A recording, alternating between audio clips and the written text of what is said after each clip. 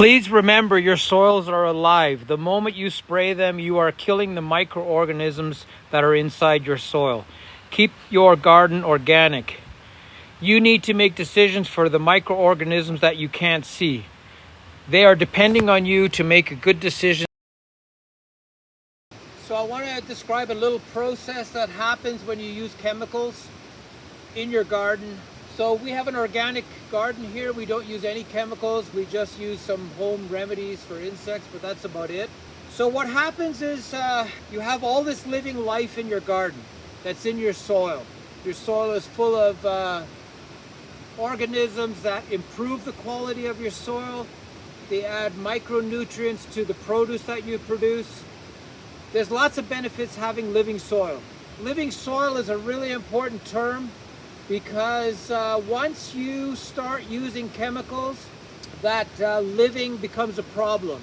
You're actually killing a lot of the very beneficial life forms that are working in your soil.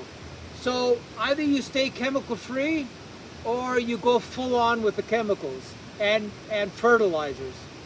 So you have to understand that our food has certain elements in it that are delivered by the living organisms in the soil. They provide micronutrients, trace elements, all those things. That's because of their activity that the plant is able to absorb those things, and it ends up in your food. Now, if you use chemicals and all kinds of other things in your garden, those organisms either suffer or they actually die. And so what's happening in that moment is that your food is absorbing the chemicals instead of the micronutrients. And that's the dangerous part, is that you're not growing organically, you're growing with chemicals. And soil depletion has a different ratio in chemically induced soils compared to organically maintained soils. So what I'm talking about, or what I'm getting at, is that you will constantly need more chemicals and more fertilizers to get the same results. With organic gardens, you might get a lesser crop, smaller carrots, less brilliant tomatoes, broccoli that takes a bit longer to grow, whatever it may be. But at least you're getting those micronutrients inside the food that you're growing. So it's a huge benefit that way, is that you're getting everything the soil can provide into the food that you're going to eat. It is a very tricky slope because it's tempting to use these chemicals. It makes gardening possibly easier. It's a solution that gives you a way out. But growing organically has so many additional benefits that it's almost not worthwhile even considering the chemical route. So the next time you're going to grab a bottle of pesticide or chemicals or fertilizers, think about the living organisms that are inside your soil. Think of the effect those chemicals are going to have on those organisms, and you might think twice about placing those chemicals on your soil. Okay, so this piece of land here, our neighbor is farming it. He has livestock on it. He's been doing it for 55 years. His dad another 20 years.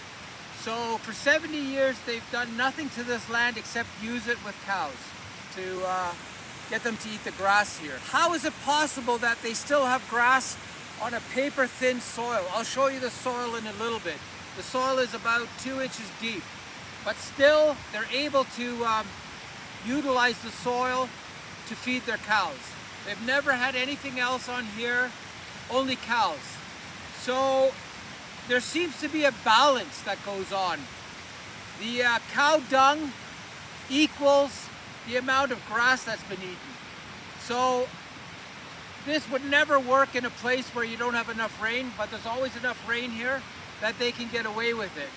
So the moment they would spray this land or add chemicals to it, fertilizers or whatever, that scenario would break. It wouldn't work anymore. This would burn out. The microorganisms in this thin layer of soil are doing their job, making the grass grow. And you got to remember, you can see on certain days when the sun is shining, you can see the blue shale underneath. That's how thin this earth is. But they're still have been able for over 70 years to have lots of cows on here, maybe 12 cows on 5 hectares.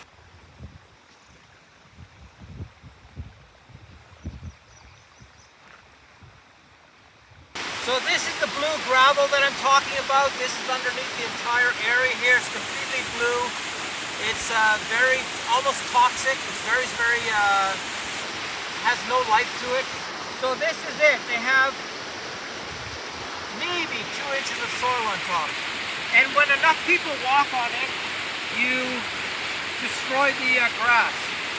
But what the farmer does, or my neighbor does, he takes the cow manure and he puts it on the walkway. And that regenerates